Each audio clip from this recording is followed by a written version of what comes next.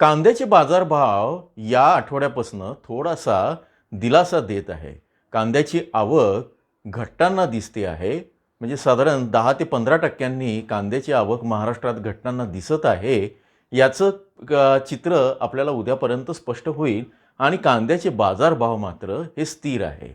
तर सर्वप्रथम आपण आजचे कांद्याचे बाजारभाव समजून घेऊ आणि त्यानंतर या आठवड्याची आवक कशी आहे आणि कुठल्या जिल्ह्यात किती कांदा आला तेही आपण या चार्टच्या माध्यमातून समजून घेऊया. नमस्कार, ॲग्रो शिवारमध्ये आपल्या सर्वांचं स्वागत आहे.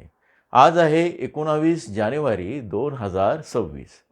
सोमवार आहे. संध्याकाळच्या सत्रामध्ये दुपारी 4:30 वाजेपर्यंतचे कांद्याचे बाजारभाव आता माझ्याकडे आलेले आहेत आणि मी सर्वात आधी हे वेगवेगळ्या जिल्ह्यातले वेगवेगळ्या बाजार समित्यांमधले कांद्याचे बाजारभाव कसे आहेत ते आपण बघू आणि त्याच्यानंतर आपण आवकेचा आढावा घेऊ, जेणेकरून तुम्हाला अशी कल्पना येईल की येणाऱ्या काळामध्ये कांदा आता दिलासा देऊ शकतो.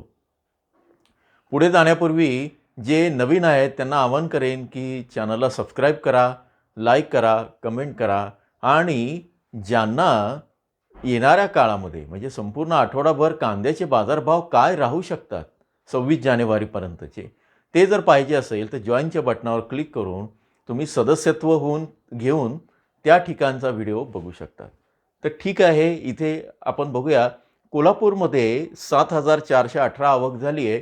किमान दर 500, जास्तीत जास्त 2100 आणि सरासरी 1200 रुपये आहेत. छत्रपती संभाजीनगरमध्ये 1700 आवक झालेली आहे आणि किमान दर इथे जे आहेत ते 500, 1700 आणि 1100 असे आहेत. चंद्रपूरच्या गंजवड बाजारामध्ये 460 आवक, 2000, 2500 आणि 2300 असे दर आहेत. मुंबईच्या कांदा बटाटा मार्केटमध्ये आज आवक बऱ्यापैकी वाढलेली आहे. 18,503 इतकी झालेली आहे क्विंटलमध्ये. किमान दर 600, जास्तीत जास्त 1800 आणि सरासरी 1200 रुपये आहे. हे कमी असले तरी याच्यामध्ये घसरण झालेली नाही. सातारा बाजार समितीमध्ये 145 आवक झाली आणि 500, 2000, 1250 म्हणजे इथे कमाल दर 2000 पर्यंत पोहोचलेला आहे. 1250 सरासरी आहे. कराडला हळव्या कांद्याला मिळतोय 1000, 1500 आणि सरासरी 1500 असे दर आहेत. हे पण मला असं वाटतं दिलासादायक आहे. येवला बाजार समितीमध्ये लाल कांद्याचे जे दर आहे ते 370 रुपयापासून तर 1625 पर्यंत पोहोचलेले आहेत आणि 1400 रुपये सरासरी आहे. इथे बऱ्यापैकी दिलासा देत आहेत आणि घसरण झालेली नाही आहे, हे महत्त्वाचं आहे. 15,000 क्विंटलची आवक आहे. अमरावतीमध्ये फळे आणि भाजीपाला मार्केट जे आहे तिथे 700, 2700 आणि 1700 असे दर आहेत. जास्तीत जास्त मला असं वाटतं राज्यातली ही सर्वाधिक वाढ आहे किंवा बाजारभाव मिळालेच अमरावतीमध्ये 2700, पण तिथे आवक मात्र 409 आहे. धुळ्यामध्ये लाल कांद्याला 500, 1750, 950 सरासरी दर मिळतोय. इथे धुळ्यामध्ये दबावात आहेत दर आणि या संदर्भात आपण मेंबरशिपचा जो व्हिडिओ केला तिथं अगदी कुठल्या जिल्ह्यामध्ये कसे दर राहू शकतात याची सगळी माहिती दिलेली आहे. आता लासलगावच्या विंचूर बाजार समितीमध्ये सकाळच्या सत्रात झाली आहे 6,500 क्विंटल आवक. 600, 1720 आणि 1550 असे दर आहेत. आता इथे 1500, 1550 असे दर आहेत ते टिकून आहे, त्यामुळे इथे काळजी करायचं कारण नाही या आठवड्यात तरी. आता मालेगावच्या मुंगसे बाजारात 14,000ची आवक होऊन 550, 1799 म्हणजे 1800 आणि 1400 सरासरी दर आहेत. नागपूरला लाल कांदा 1450 सरासरी आहे. 2200 क्विंटलची आवक आहे. 1000 ते 1600 असे दर आहेत. सिन्नरला नाशिक जिल्ह्यामध्ये लाल कांद्याची आवक झाली 3780, 500, 1541 आणि 1350 असे दर आहेत. इथे थोडेसे कमी असले तरी ते घसरण झालेली नाही. 1350 बऱ्यापैकी आहेत. आता नायगाव बाजारामध्ये सिन्नरच्या 546 आवक आहे. 1200, 1601 आणि 1450. इथे एक चांगली गोष्ट म्हणजे किमान दर 1200च्या खाली आलेले नाहीत नायगाव सिन्नर.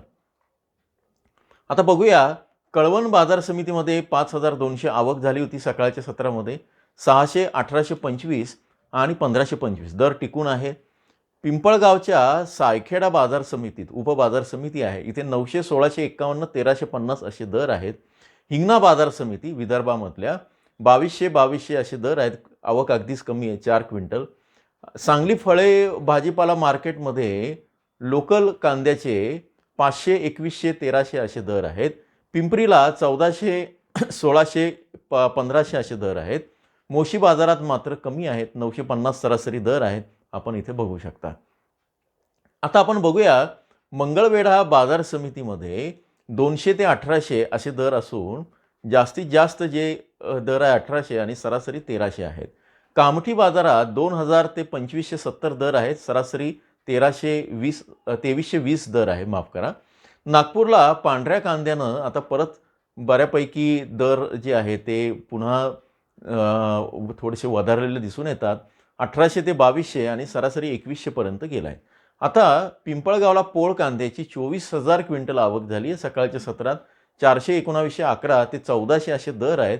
कालच्या तुलनेत दर टिकून आहेत, 50 रुपयांचा फरक आहे. मालेगावच्या मुंगसे बाजारात 35 क्विंटल आवक उन्हाळी कांद्याची झाली आहे आणि उन्हाळी कांद्याचे दर बघा इथे 600 ते 1000 आणि 800 सरासरी आहे. उन्हाळी कांद्याची विक्री होणार नाही वगैरे असं कोणी म्हणत असतील तर त्यांच्या दृष्टीनं आजही काही बाजार समित्यांमध्ये उन्हाळी कांद्याची विक्री होत आहे. मात्र हा अगदीच कमी कांदा शिल्लक आहे. त्यात 35 क्विंटल म्हणजे तो अगदी एका गाडीपेक्षाही तो कमी असणार आहे. आता आवक किती झाली ते बघूया.